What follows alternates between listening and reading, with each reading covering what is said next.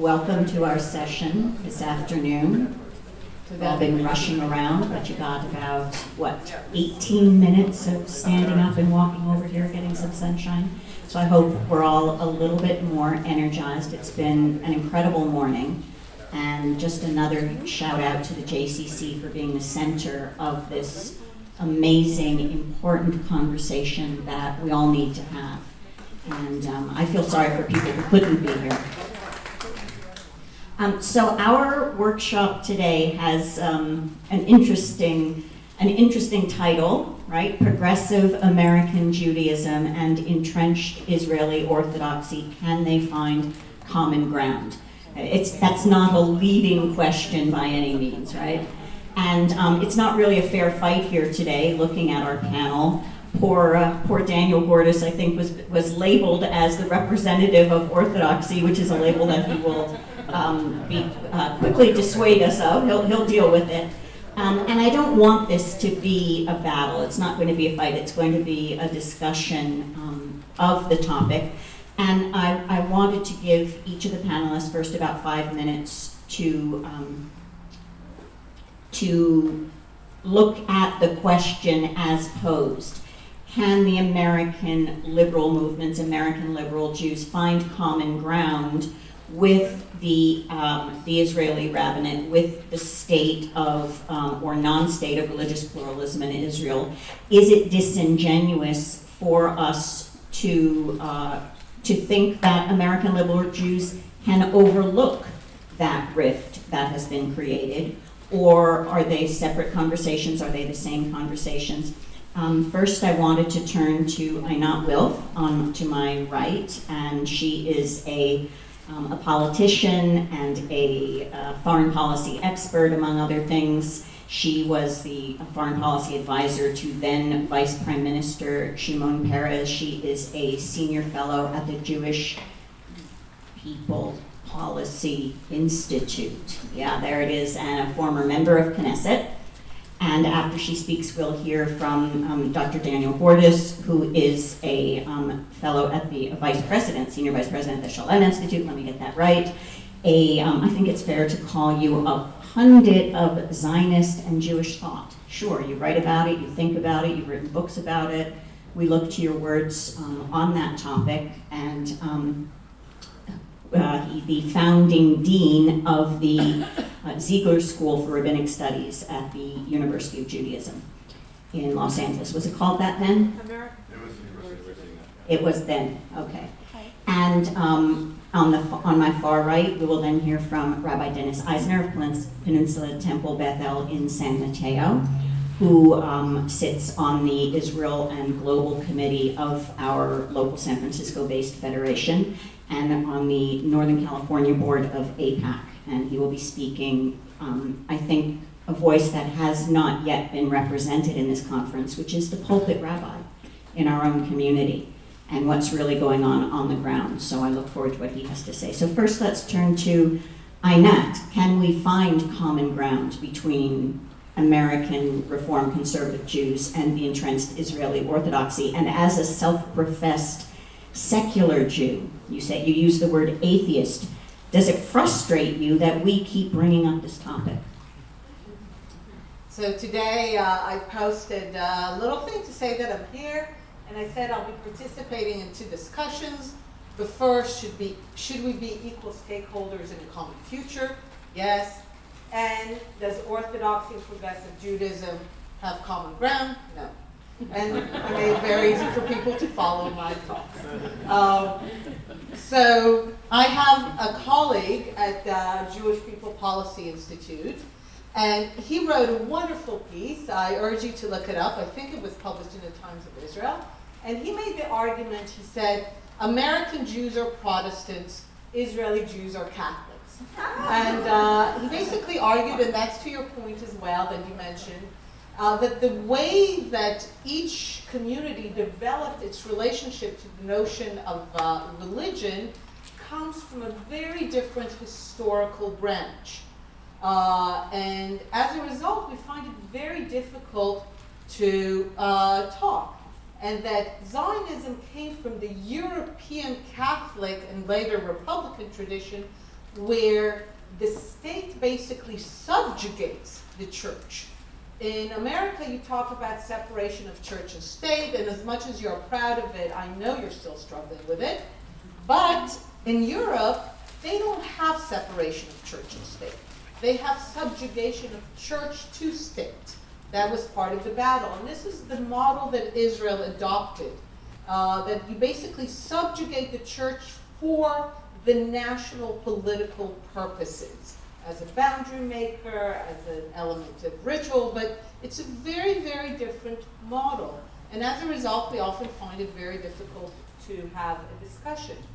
And one of those moments, and as a result also, Israeli liberals, who are by and large atheists, militant, anti-clerical, I wouldn't call it anti-religious, but anti-clerical, do not want to see religion play a role in their lives, and the religious clerics play a role in their lives. That's where you see most liberals in Israel. And in America, liberals actually have a place for religion, which is a very Protestant version. The individual, the one where you have a voice. It's a very different development. And the issue was women of the wall. And I'm also very much a self-professed feminist. And I was asked a question at a synagogue in New York, a very progressive one, that asked me, why, as a feminist, am I not party to the battle of women of the wall? And I told them, look, I have to tell you, for me, the whole notion that the Kotel is a synagogue is alien. The whole notion of praying at the Kotel is an alien notion to me. So whether you fight to pray in this way or this way, I just can't get my kishkas excited about this. And a lot of people and women were deeply offended by what I said. And I remember being even a little baffled that they were offended, because in Israel it's such an obvious position. I told them, look, as a feminist in Israel, I have a whole host of issues that I care about, and how exactly to pray at the wall is not high on the list of those issues. And it really was a moment for me for better understanding why, like Israeli liberals, who are supposed to be supposedly the natural allies of American liberals, even they, being from two different historical branches of how Judaism developed, find it very difficult to have that conversation. And that also explains why it's different to mobilize politically. I was involved in these issues in the Israeli parliament, in Knesset, and a lot of Americans are also baffled again at the failure to mobilize politically. All Israelis hate the rabbinate, except, I mean, I think almost all. But, Haredi, religious Jews, how is it that it's not thrown over? And again, Shlomo has another great piece where he talks about the rabbinate as a monopolistic utility. That basically we should think about the Israeli rabbinate the way we think about the Israeli electric company. It's a monopoly. It's a utility that provides. It's not a source of meaning and spirituality as you think of religion here in Judaism. It gives you the occasional services, shirutei dat, burial, marriage, whatever, and then you don't deal with it because if it's a monopoly, it's corrupt, it's nepotistic. That's what you expect from monopolies. And end of story. And most people are not going to bother kind of fighting politically to change that. They deal with it as little as they can. And also think about it. When are people going to politically mobilize to overthrow the rabbinate? When they're not married, they couldn't care, right? They're single, they're drinking, they're going out. The last thing they're going to do is mobilize against the rabbinate. That's not high on their agenda. Then they meet the person they want to marry. Well, now they're planning their marriage, so they're not going to fight against the rabbinate. They're like, let's just find a way to make it the least painful way possible. And once they're married, they don't care about it again. So politically also, for political mobilization, something has to be an ongoing issue. And for a lot of Israelis, this is not an ongoing issue. So put putting all this both in the historical and political context, I think should at least give you a sense of why, even though we supposedly share the same values of pluralism, and as far as I'm concerned, anyone can be whatever kind of Jew they want, but political change, if you want to think about political change in Israel away from the rabbinate, think about it not in terms of spirituality and pluralism, think about it as trying to introduce competition to the Israeli electric company. And then you get a sense of the magnitude of the challenge. Well, that was a very interesting perspective, not perhaps one that we're so used to hearing. And as someone who lived in Israel for years, when you say most Israeli liberals are anti-clerical, that's not the experience of the American expat community in Israel, because we bring our religiosity with us in Israel. So my conversations in Israel are usually with my fellow expats, so it's always good to hear from the native-born Israeli liberals. And you also said that most Israelis wish the rabbinate would go away or they ignore it, when actually the latest AJC poll that was released, the results were released on Friday, show yet again that about half of all Israelis believe that the Orthodox monopoly over religious life should be preserved, and about half say no, it should go away. So again, we may be talking to ourselves from a certain liberal elite position. I was going to ask Daniel to a different question, but perhaps you'd like to respond to some things that Einat said, or just tackle the question as it was presented. Can we find common ground? All right, so I'll start with saying, is that working? No? Yeah, it is. I don't know if it's working. Since I'm here to represent the right, I should thank the creator.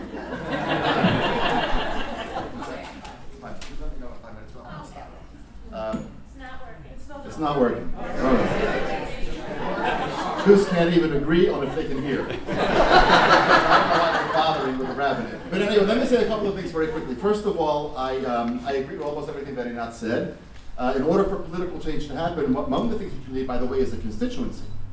And there's no constituency arguing for Reform or conservative Jews in Israel, because there are very few Reform or conservative Jews in Israel. I'll speak as a conservative rabbi, that's what I am.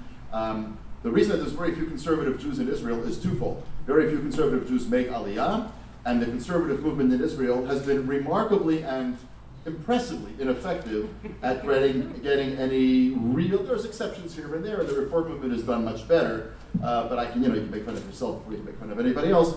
Our movement, at least the conservative movement in Israel, is a non-starter for a whole array of reasons I can't get in my 5 minutes. But part of the reason there's no change is there's literally no movement. It doesn't affect most people. Number two, I agree with you. I also consider myself a feminist, and I also agree with you about the Kotel. I live about a 20-minute walk from the Kotel. I don't think I've been there twice in the last 10 years. Once I know I had to go for a bar mitzvah of a close friend, so I went muttering and then maybe once at a time. I can't stand it. I also think, by the way, this will annoy you. I want to make sure that you don't escape unannoyed. I thought that the women of the wall actually picked the wrong fight, because I actually think also the Kotel should not be a synagogue. But the people who think that it should be a synagogue are the people who pray there every day, 3 times a day.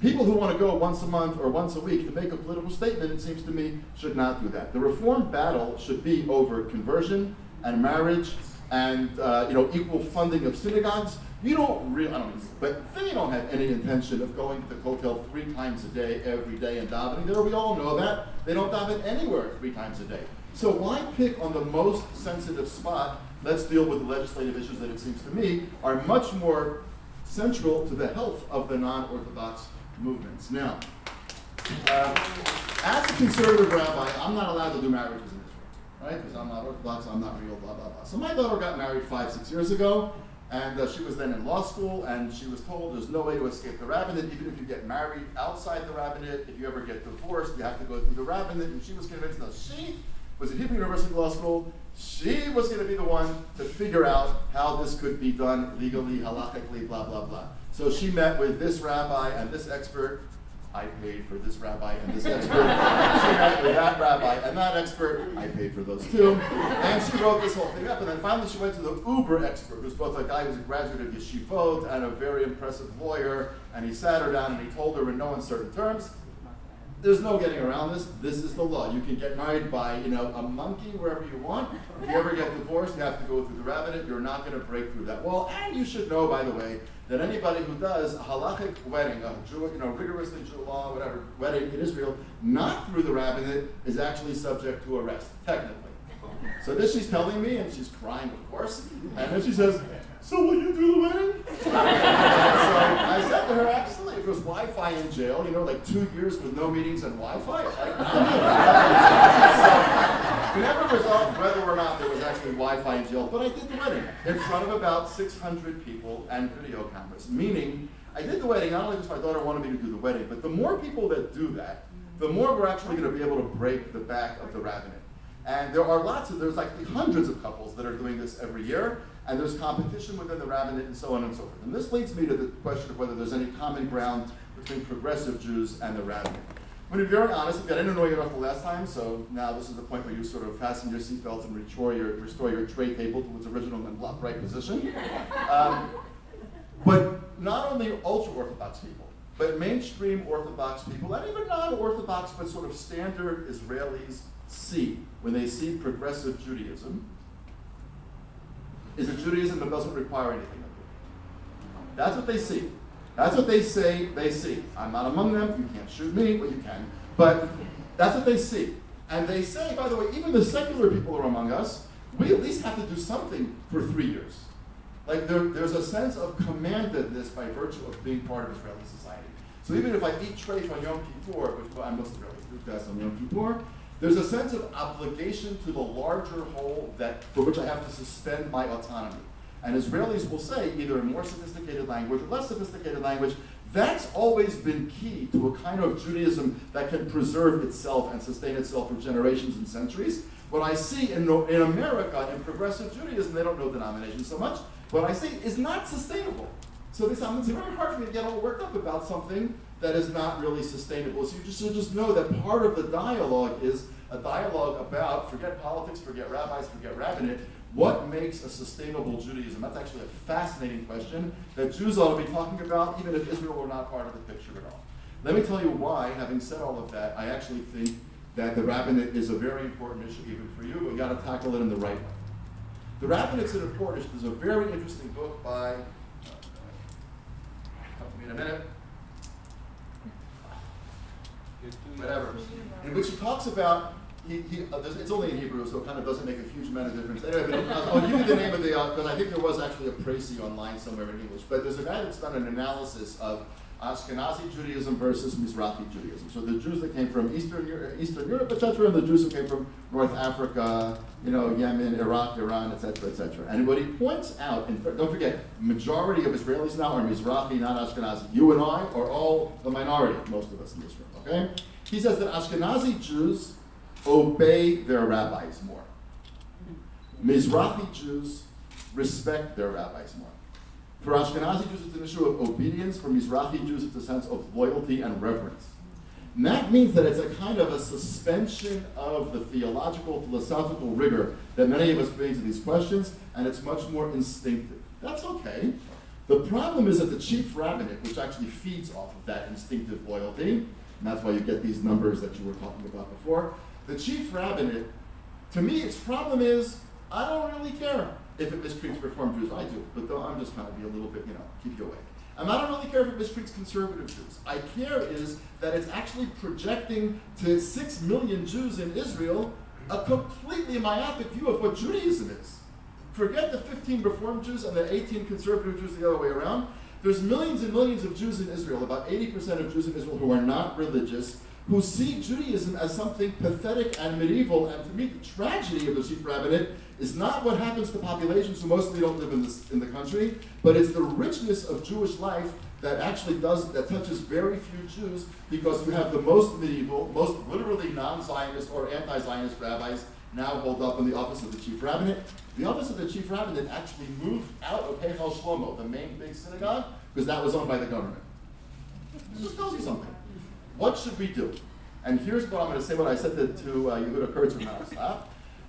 What I said to Yehuda is, again, you got to figure out how do you fight your battle without being seen as or being functioning as an enemy of the Jewish state or giving fuel to the fires of those who are enemies of the Jewish state. There are rabbis in Israel who are unbelievable human beings, who are Orthodox in every way, shape, manner, or form, but could be the rabbinic leader of a congregation that you are a member of, because they are so deep, so thoughtful, so decent, so whatever. I'll give you just a couple of names. Benny Lau is an example of one. I won't give you a bunch of names, just take one for now, but there are many like him. There's dozens. David Stav, who ran against the current chief rabbi, tried to be elected as chief rabbi last time. He's by no means a liberal, by the way. You would look at him and say, my God, how far right can you be? Well, far, but there are people much further right who are actually in office. But David Stav is a decent human being. He's not a huge fan of conservative Judaism, he's not a huge fan of Reform Judaism, but he's a sophisticated guy, he's a thoughtful guy, and there's many rabbis who run much more liberal, open, Orthodox yeshiva. What would happen if that group of rabbis, let's just say there's 10 of them, had $10 million at its disposition every year to begin to make a case to rank and file Israelis about the richness of the Jewish tradition, on billboards, on television, through this and through that. What if basically, seriously, when Israel had a water problem, they solved the water problem before technology changed it, this goes back years, by having ads on TV. Don't waste water. And they showed the ground drying up. It was on the sides of buses. The water problem went away. There was a problem some 15, 20 years ago where Israelis were picking wildflowers. The wildflowers were going out of business, so to speak. They had a big, huge campaign, don't pick the wildflowers. People stopped picking the wildflowers. Now, they don't obey non-smoking science, and they don't obey everything. But my point is this, Israelis are open to being influenced by things that actually grab their attention and grab their interest. There is a flourishing of liberal Orthodox institutions all across the country where people are going to learn and to embrace, et cetera, et cetera, et cetera. The thing to do is to actually expose Israelis to the real fascinating, the Hartman style, David Hartman, not Daniel, who's now, thank God, alive, but his father who passed away a number of years ago was an Orthodox rabbi. David Hartman was an unbelievable human being, and one could go on and on and on. If they had unlimited access to Israeli televisions and radios and internet sites and so on and so forth, they could create a conversation inside the Jewish state about what's the richness of Jewish life. So the answer to the question is, does today's progressive Judaism in the States and the rabbinate have anything in common? No, not really. But the second unasked question is, therefore, what do we do? And I would say what you want to do is not take on the state of Israel. And not say that because Israel, maligns my version of Judaism, I'm out of the game. Israel maligns my version of Judaism because there's 5 people like me in Israel, so I'm not a political force. What you want is a Jewish state which takes the richness of Judaism seriously and engenders a profound conversation based on the richness of 2,000, 4,000, whatever you want to say, years of Jewish tradition. That's a matter not of pulling back resources, but of giving resources in particular kinds of way. And that would make all the people in this room very active and significant participants in a serious conversation that even if those people remain Orthodox and some of you remain conservative or Reform, there would be a conversation to be had. Well, thank you very much for simplifying the conversation. And you actually set up a really good segue into what I wanted to ask Rabbi Eisner to look at. I mean, first, obviously, answering the premise of this session, what common ground can be found between progressive American Judaism and the entrenched Israeli Orthodoxy. But Daniel, you brought up American Jews who say the Israeli state does not support my vision of Israel, therefore I am out of the conversation. We have American Jews who say the Israeli government does not support my political viewpoint vis-a-vis the Palestinians, therefore I am out of the conversation. In our community in Northern California, we had 4 years ago the year of civil discourse simply because we were having so much trouble finding a safe place to have the Israel conversation in our own communities. And Rabbi Eisner, as a very well-known pro-Israel advocate, as well as Reform rabbi, I wonder if you would look at the question before us, both as a pulpit rabbi and as a pulpit rabbi who's had to deal with Northern California Jews who have trouble with Israel. Can you hear me? Yes. Is it on? Yeah. Okay, good. So first of all, what he said. I can stop. So I'm done. I'm going to walk out. I want to start by saying, first of all, I'm really honored to actually have been asked to be here. And when I was asked to be here, I mentioned it to my wife, and I showed my wife the program, and she looked down the list, and she sees Danny Gordis is here, and Einat is here, and she sees that Yehuda Kurtzer is here, and she says, "Why did they ask you?" So that was from my wife. Anyway, We so marry the same woman? I think so. He probably did. Anyway, so I come here really from a different point of view than really what we've been listening to. And I'm actually really glad that I was able to make it. Originally, my schedule today didn't have me getting here until right now. And thank goodness I came early to hear everybody who spoke before me. Because not only does it affect the way that I think, but it teaches me and it helps me think about how I'm going to teach. Because really for me, a lot of what we're talking about and what has come up only in small segments, and the small segments was about educating our children, but I think it's about educating ourselves. This idea that Orthodoxy is just one group is something that those of us outside of the Orthodox world, we shouldn't say those things because it's just not true.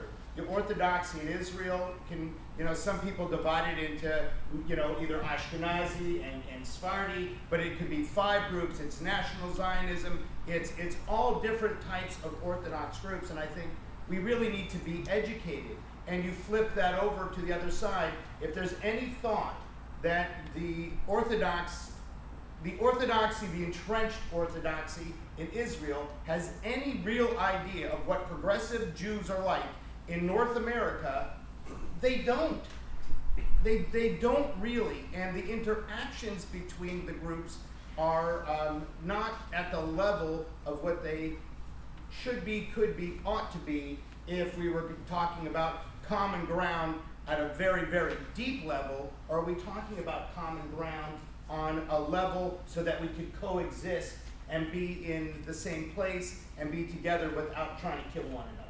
So I think those are different things, and I think we ought to think about it. As a matter of fact, we're planning a trip to Israel, and I keep rethinking about how do I introduce Israel to the community. It used to be for a very long time. So I was a rabbi at Wilshire Boulevard Temple in Los Angeles. 3,000 families, huge congregation. And for decades, the relationship that congregation had with Israel as one of the, really one of the bastions of Reform Progressive Judaism, not only on the West Coast, but maybe in the world. And the way that they had a relationship with Israel is that the rabbi went to Israel and he came back and he told everybody about Israel. That was the relationship. Now, luckily for me, my colleague, who is so close to me in age that I had to leave the congregation if I wanted to be a senior rabbi, because we were basically the same generation. Rabbi Steve Leader, when he became senior rabbi, he said he's going to change that, and his job is going to be, I'm going to take people with me to Israel. We have to go to Israel. We have to be in the land. We have to see it with our own eyes. And that was one of the great moments for me in my rabbinate, and what I brought with me when I moved up here to the Bay Area. So that actually one of the very first things I did when I was named the senior rabbi at Peninsula Temple Bethel was I started planning a trip. That's the first thing I did before I did anything else. Before I had a meeting with the board, before I looked at the budget really in detail, before I did anything, I started planning a trip to Israel. And I think that we in the progressive movement need to face the fact, and I think it has been said, is that our relationship, we're not making Aliyah the way that the Orthodox community is going. When something happens in Israel, when a war breaks out, we are pulling our kids out of programs and bringing them home rather than letting them stay there and be in the land. These are things that have been done. You cannot unring that bell. I cannot unring that bell. But I can change it for the future. So I really believe that this idea of creating a common ground starts with education. It starts with a desire, at least to get to know one another, really get to know one another. Doesn't mean that we have to agree. It doesn't mean that we have to be friends. Doesn't mean that we have to agree politically.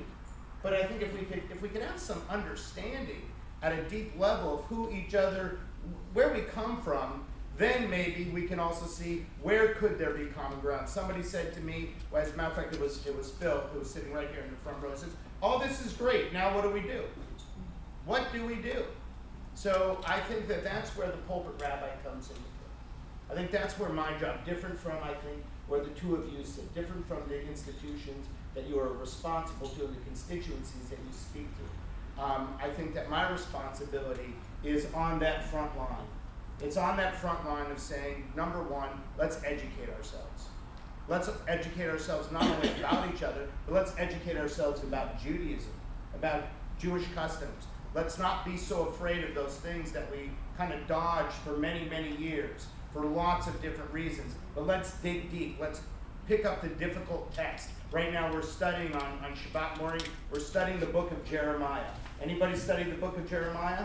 Not a big uplifting story. You don't come out of there feeling, woohoo, I'm ready for the day. But it's something that if we neglect, we don't study that story, if we don't look at that text, we don't see it as part of our common tradition, then we can't have common ground. So I take that responsibility incredibly serious. I mean, it's a serious thing to me that is one of my obligations.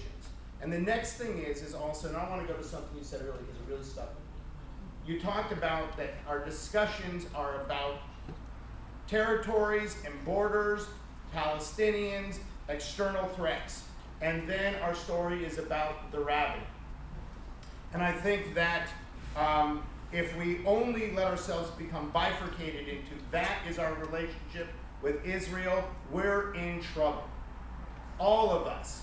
And we have to know, they're here. As Yehuda commented, and they're here, so we can't pretend as it doesn't exist. But it can't be the totality of our relationship. And so who has the responsibility to ensure that in the progressive American Jewish community, that doesn't become our totality, it has to become the pulpit rabbi. It has to be on my shoulders. I have to be smart enough to learn from my colleagues who are sitting next to me. I have to be smart enough to listen. I have to be brave enough to not get defensive when somebody disagrees with me. Trust me, that's not easy for me. It's not. I'm just being honest with you. But I have to learn to not do that. I have to be open to all of those things. And then we have to make sure that our relationship, our education, the things that we do in order to build common ground, in order to build some type of relationship, so that at the end of all of this, what do we have? We have a strong, we have a safe, we have a vibrant, we have a religious, we have a Jewish, we have all these things. This is the Israel that we want and we need. And we can't back away from that. But we're only going to do that if we open ourselves up to all the possibilities that Israel can be. So I'll finish with when I mentioned to you before we started, that I have this trip coming up. And the idea of the trip coming up to Israel is, again, when you guys mentioned the wall, it is my least favorite place to visit when we go to Israel. And of course, when I take a first-timer there, what do they want? We got to see the wall. We got to walk down those steps in the old city where you get that first glimpse. And people say Shechianu, and they go down there, and I'm like, have at it. I'm going to stand in the back. It's not. I don't. For me, it's an amazing historical site, but it's also someone else's shul.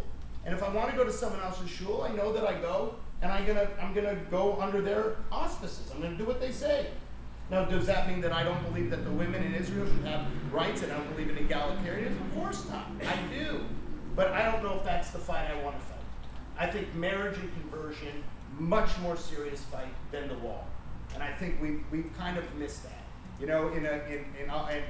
And so the trip is going to be about, not about seeing sights, but about getting to know people. It's not going to be about going to Masada and telling a story. It's going to be about meeting the shopkeeper in Tel Aviv and getting to know that person.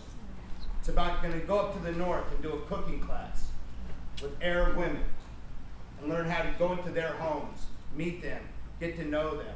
These are Arab Israelis. That is Israel. We can't deny it. We can put a blinder on, pretend they don't exist. Well, guess what? They still do, right? So those types of things. Get to know the people. Get to know the people at the deepest. Like go to places like Einat. So you talk about atheists. Go to a secular yeshiva in Tel Aviv. We're going to study text in a secular yeshiva in Tel Aviv. How fascinating. How fascinating that it exists. We ought to be able to do these things. And I'm going to end with one last thing. There are mistakes that progressive Jews, Reformed Jews have made in terms of their relationship with Israel that I still believe to this day are being held against the progressive Jewish movement. In our beginnings, when we were founded, and we decided that it wasn't going to be about Israel, that wasn't going to be our focus, it was going to be about North America, we made a choice a long time ago, and it's taking us a long time to get past that bad choice. That is just something we better face, and you can't get rid of it. With that said, we cannot have an Israel that doesn't respect the things that we do in order to better the world, in order to better the Jewish community, in order to bring more of our tradition to as many people as possible. And there has to be some appreciation at that level, that is really at the heart of what we're doing, why we're doing it, and I think once we get to those moments, we're going to have a chance for some commonality. Thank you so much for bringing the conversation back to the importance of finding common ground and giving some ideas about that. And I want to circle back to Einat in particular, but to both of you who live in Israel. And I love that we have a native-born Israeli and an American who's made Aliyah and American rabbi who lives here. Einat, with all due respect to what you said about Israeli liberals being profoundly disinterested in these questions that are so important to so many American progressive Jews. That really is what we're talking about today in this session, which is what to do with American progressive Jews who are so concerned about religious equality in Israel, and they let that color their approach to their own Zionism and to their own interest or disinterest in the Jewish state. Again, this AJC poll that came out on Friday showed that, yes, American Jews are much more concerned about religious equality in Israel than they are concerned about the needs of Jewish peoplehood. And that was disturbing for me to read, but it must be true if the poll said it. I wonder, who knows? I wonder if you would respond to whether you agree with the premise that progressive American Jews are concerned by the lack of religious equality in Israel, or do you think it is overblown? And what kind of common ground do you propose? So it's not overblown from their perspective. It is nearly irrelevant from an Israeli's perspective. And that's something, I do also a lot of work in presenting it in Israel. I cannot tell you how quaint people find my descriptions of Reform or conservative Judaism in America. I go to schools, it's like, really? I mean, they really think it's not Judaism. And these are kids in high school, so I understand why American Jews care about that. I'm just trying to give a sense of how American Israelis do not even see that. But what I want to say is, in terms of what to do, your vision is entirely one I do. I do not want more liberal Orthodox rabbis. There's no such thing. Maybe there is in America. There is no such thing in Israel. From my perspective, an Orthodox rabbi in Israel, as long as he goes with halakha, even if he interprets it a little more liberally, it's not even close to what I would consider liberal, and I'm not interested in that. And for me, what I would like to renew is the radical revolutionary Zionism. Because, again, to what you said, there were two major responses to the challenges of modernity. One was Reform Judaism that became American, initially in Germany, but then in America. And it's a very American form of response to the questions of how to be Jewish in modernity. And the other form of reforming Judaism for modernity was Zionism. Zionism is Reform Judaism. It's our reform to Judaism. And what happened is because Zionism was also in the business of state building, in addition to revolutionizing Judaism, it had to prioritize. And at the moment of state creation, it made a few decisions and bargains that came from being, there were a lot of tasks to achieve.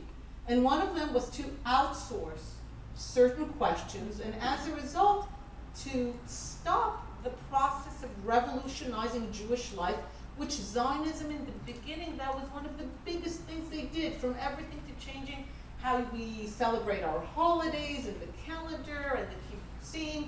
And Amos Oz once said that the largest number of Bible-reading atheists exists in Israel. And there was a tremendous sense of revolutionary energy of reforming Jewish life, which basically stopped when everything had to be mobilized for establishing the state and fighting for it. And what I'm interested in doing is not having some more liberal Orthodox rabbis. I'm not interested. I don't want that. In that sense, I'm a bit of the Leninist version, make the rabbinate terrible so that ultimately people will rise against it. But the presidency here. yeah, exactly. That people will rise against it. But I have my vision, and actually it sounds better in Hebrew. Not a lot of things sound better in Hebrew, but it's from Ribonut to Rabbanut. Sorry, from Rabbanut to Ribonut. Sorry, from Rabbanut to Ribonut. Rabbanut is an institution for a people without sovereignty. It was existed, was created precisely for a people with no power. In an age of sovereignty, the rabbis can have roles as teachers, but that's it.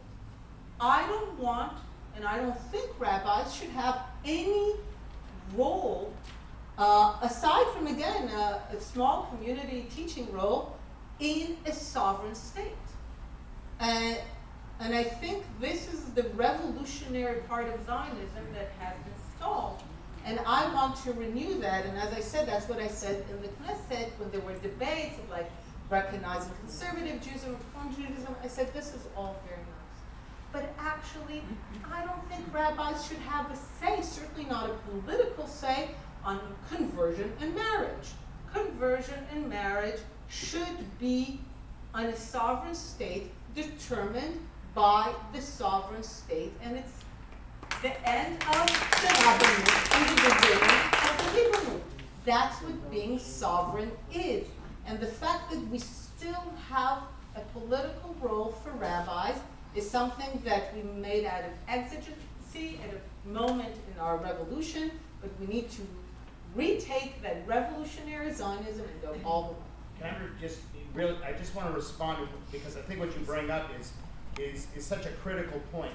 I think that in the founding of the state of Israel, the religious groups experienced the Haskalah different than did the American progressive Jewish community, and the Haskalah of the Enlightenment. So you have this moment where they're coming out of Eastern Europe, and maybe even coming out of a Northern African kind of idea of what, not even really understanding what the Enlightenment was. Then you had Western Europe, and then even more so, you had North American Judaism. And because of that, that's one of the places where when we're searching for common ground, from the get-go, we didn't have it. Because they were coming from two different places. So we're still, even though we, again, I don't remember who said it. Maybe it was you, Danny, maybe it was Yehuda, that 22 years, it was you, right? It's like nothing, it's like a blip. Well, we, for some reason, want to have all of us evolve and grow and understand and develop much quicker than time has allowed us to do it, because it has been a blip of time from then to now. And so I think you bring up a really important point. And I said the last thing we can't do, is we have to be careful of continuously defining Orthodoxy as the Judaism, and that everything outside of it is something else. And that is dangerous. That is something I won't stand for, and it's something that I would fight against completely, and then hope that the rabbinate in Israel goes away so that within Israel we could function in places where if your rabbi, whoever it is, whether it's Danny or whether it's me or Josh Weinberg or any of these great Kinneret and or Maya Leibovich, any of these great rabbis that exist in Israel, let them decide for their community on conversion, on marriage, and so I'm in total agreement with you on that point. Okay, a couple of quick points. First of all, there is such a thing as liberal Orthodox rabbis. Sorry, there is. Ben Lau, for example, just hired a woman to be his co-religious, whatever you want to call it. He doesn't call the rabbi, who cares? I mean, the fact is that he went way out on a limb, and to do that in 2016, Israel, in Jerusalem, in the hotbed of American, Olim, rigid, Queens, Orthodox Jews, is a hugely brave thing to do. Ben Lau is a liberal Orthodox rabbi. Ben also wrote a great book about Jeremiah, and it's been translated into English, so you should study that with your group, because it's an unbelievably good book. Okay, that's number one. So, okay. Number two, I'll tell you why you do want more Orthodox rabbis, why we want more liberal Orthodox rabbis. Because there's some 20% of Israeli Jews who are religious, who want their children to be religious, and some of them will stay religious, and some of them won't. Well, let's assume for the time being that approximately 20% of Israel is going to remain in the religious community, and they're going to be a political force. You want them to be educated by people who are much more open to the West and are much more committed to pluralism and tolerance. You do care. They're not going to listen to you, and they're not going to listen to you, and they're not going to listen to me. They're going to listen to people who are from their own community. But I want people who talk about, for example, there was a rabbi that was just really lambasted because he came out and did this, who it was, from Eli, about the whole thing about gays in the army, and he was lambasting the army for giving gays roles, and I said all kinds of horrible things about gays. Again, I don't want to come back to the same guy all the time, but Ben Lau went out and recorded a YouTube that kind of went viral. Unfortunately, it's only in Hebrew, but he really took up the task, and he said, who the hell are you? Who the hell are you to decide what God wants, what God doesn't want, etc., etc.? You do want more voices like that, because you do want the thousands of young Israeli religious kids who are growing up in Fishkoff and other places to hear those voices. So I think you really actually do. Here's the great failure of religious Zionism. I mean, I don't want to mislead, and I'm actually not really much in the conservative community anymore. I, sort of conservative, and I moved right long before I made Aliyah to Israel. Whole series of complicated things, whatever. Ask my analyst. But in any event, we're not going to go there now. I'm sorry, our time is up. We'll continue next time. But in any event, no, in all seriousness, here's the great thing. As many of you probably know, religious Judaism in Europe started out vehemently anti-Zionist. Right? There was basically a tradition that goes way back to the Talmud, but it goes back to Jeremiah, actually, in chapter 29, where the idea was that you should actually accept exile, not my word, their word, exile as God's punishment, and for you to kind of hurry up the clock is for you to kind of go against God's command. God will bring you back when God is ready to bring you back. And from that perspective, secular Zionism was not only problematic because it was secular, it was fundamentally heretical because it was doing what God wanted people not to do. Over the course of time, and Hitler helped here a lot, religious Zionism came around to embrace, religious Judaism came around to embracing Zionism because there was no alternative, because people were, Europe was going up in flames, and in the absence of an alternative, all of a sudden, what never happened? And by the way, this is very interesting. In the 1960s, the kibbutzim were about 6% of the Israeli population. They never really got much more than that. They were about, I think this number is approximately right. They were about 6% of the Israeli population, and they were something like 30-something, low 40% of officers in the army. 2016, Orthodox Jews, religious Jews, kippah sruga, knitted kippah types, are approximately 10-12% of the Israeli population, and they are also high 30s-something percent of military officers. It's interesting to ask yourself which communities have actually taken Zionist fervor and ideology and been able to transmit it. One of the great things that's very interesting is it once was the kibbutzim, but no longer is, and now it's exactly the kind of religious communities here that many people here are deeply uncomfortable with. So they've come around in certain ways that are very healthy and very positive. What's their major intellectual and spiritual failing, I think, has nothing to do with Reform Jews, nothing to do with conservative Jews. Halakha, religious, you want to call it Orthodox, call it whatever you want, but traditional Jewish religious law developed over the course of thousands of years fundamentally, and here Jacob Neusner's research is critical and so forth, developed fundamentally as a mechanism for keeping Jews, Jewish, as a minority population in a fundamentally hostile environment. What you could eat, what you could wear, the whole tractate of Avodah Zarah, of idolatry is exactly about that, etc., etc. What should change about Jewish law now that we're sovereign? Everything from how you pray, to how you eat, to everything. What should change? Are you going to tell me that now the Jews are going to go from being huddled in little rooms in the cellars in Kishinev, and now they're going to be the ones who are in charge of a country, but what they do, eat, pray, for Shabbat, the whole thing, should be exactly the same? I find that very, very hard to believe. Should your attitude to the non-Jew not have to change once you are sovereign over several million people who are not Jews? What do you do about your relationship to the enemy? It's one thing to talk about your relationship to your enemy when you're sitting in the yeshiva in Volozhin, and it's another thing to talk about your relationship to your enemy when you're sitting in a yeshiva on the West Bank. And by the way, your enemy is a real enemy. He's not your friend. He wants to kill you. He's your enemy. And yet you're not passive, and you're not unarmed, and you're not weak. What should your relationship be? These are the kinds of profound questions that no serious religious, and I would include Reform and conservative Jews too, by the way. They just haven't done it in Israel. They haven't done it anywhere. The whole Jewish world has failed, I think, in asking a few very, very, very far-reaching questions. We know how Jewish sovereignty has challenged, changed, etc., Jewish peoplehood across the world. We know how Jewish sovereignty has challenged, changed what it means to be a persecuted Jewish minority, because now there's a place to go, right? I mean, people are fleeing Europe again. We all understand that, right? People are fleeing Europe. I live in a community called Baca, two quick things, and I'll stop. I live in a community called Baca, where if you've taken a walk there on Shabbat afternoon 5 years ago, you hear mostly Hebrew, obviously. There's a train track which goes through Beit Zafafa, which is an Arab village. So you hear some Arabic, and you see Arab couples walking hand in hand. It's very nice. When I go running in the morning, you see young Arab women even wearing a hijab, and they've got their iPhones and their earbuds. It's like kind of cool, right? And if you could, and you hear some English, because there's a lot of immigrants, you hear a little bit of Russian, etc. If you go there this coming Saturday afternoon, take a walk, you're going to hear a ton of French.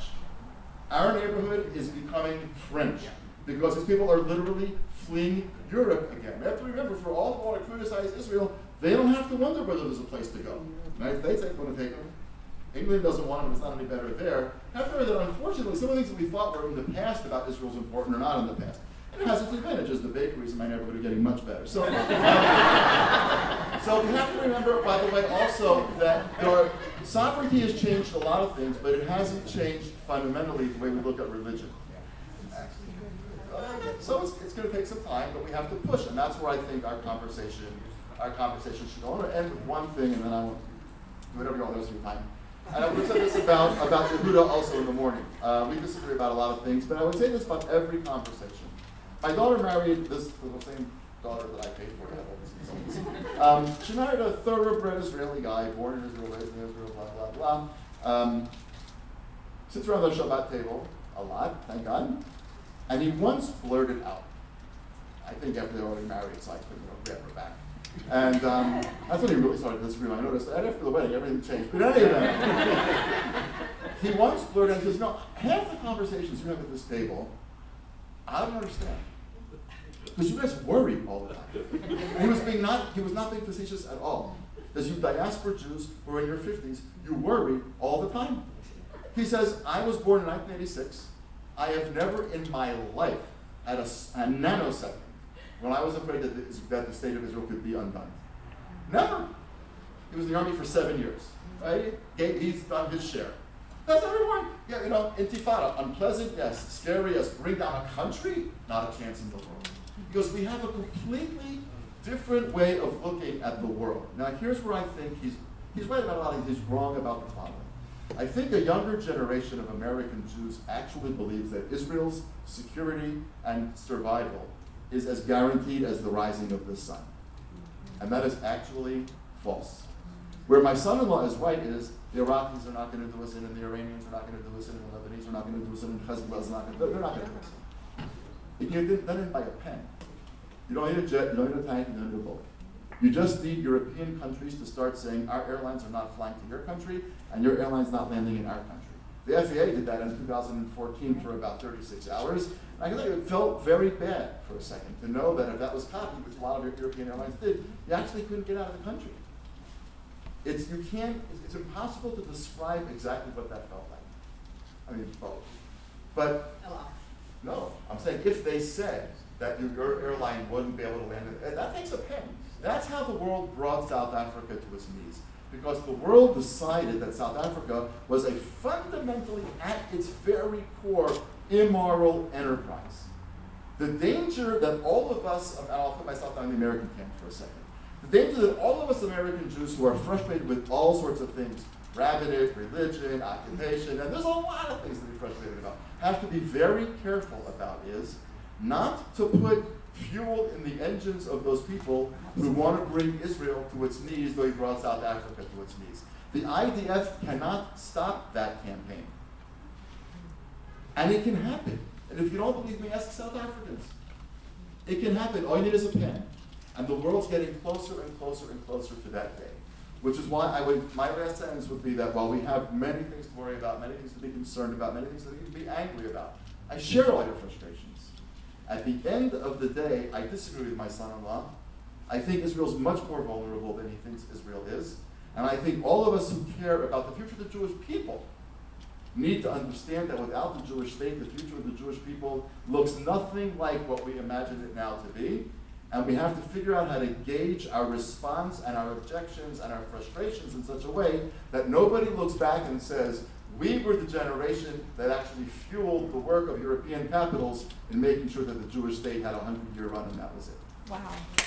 So we are out of time, but I wanted to end just by giving each of you, and Dan, you already just answered this question, in 1 minute to talk about what you would say to a room full of progressive American Jews who say, I can't find common ground with Israel because they don't recognize my Judaism. And Danny, you just gave an answer to that, but I would love to hear that from Einat and Rabbi Eisner, if you would as well. Just to wrap it up, what do you say to American progressive Jews who say, I can't find common ground with Israel?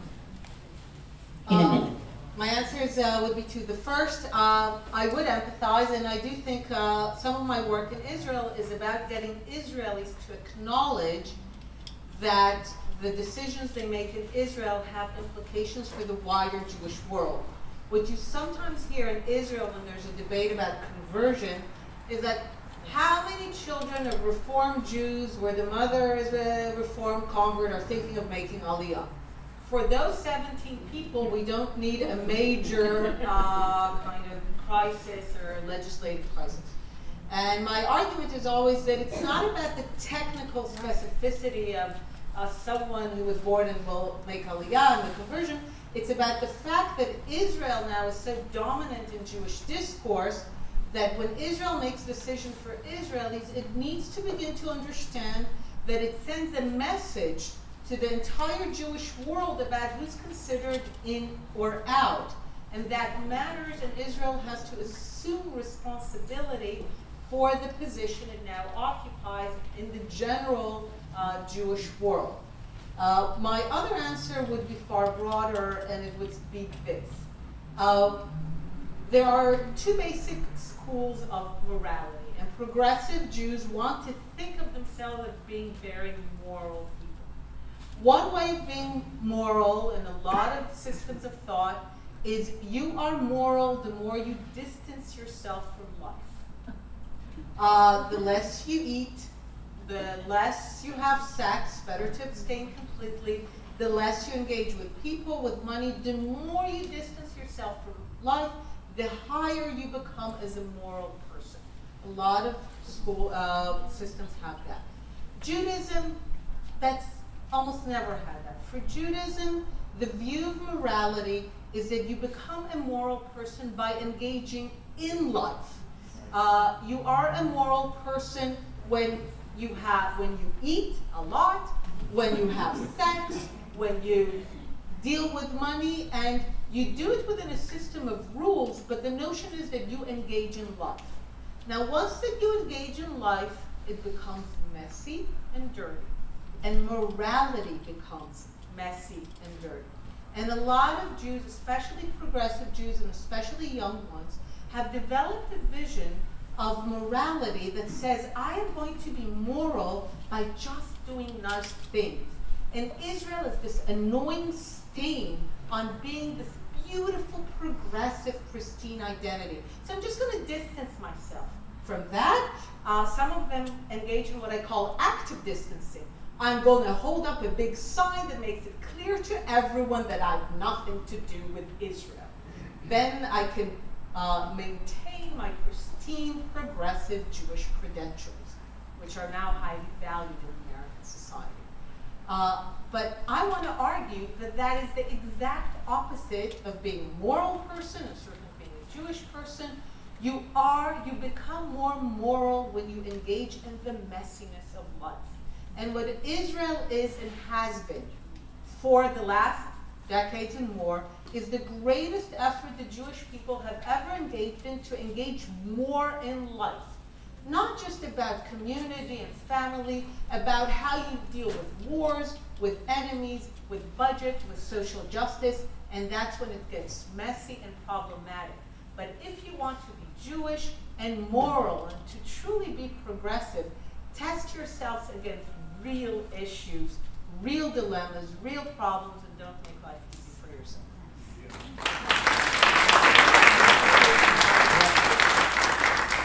Mine's easy. Go to Israel. If you haven't been, you must go. If you've been, you have to go again. And if you've been twice, you got to go again. It's not like Italy and France and Germany and all these other places we like to travel. This is Israel. This is our homeland. This is us. We have to go. If your grandparents, send your children and your grandchildren. Right? If your parents, send your children. They want to go when they're in 10th grade on a confirmation trip, send them to Israel. Put the money aside. Make sure it happens. The only way, this messiness, this living life, this really getting entrenched, this understanding all the nuances and complexities that the two of you have brought to life today and what it was brought to life in the other room, the only way it's going to make any sense to us is if we go. Go to Israel. End of story. Thank you, everybody. Thank you to our panelists. And you have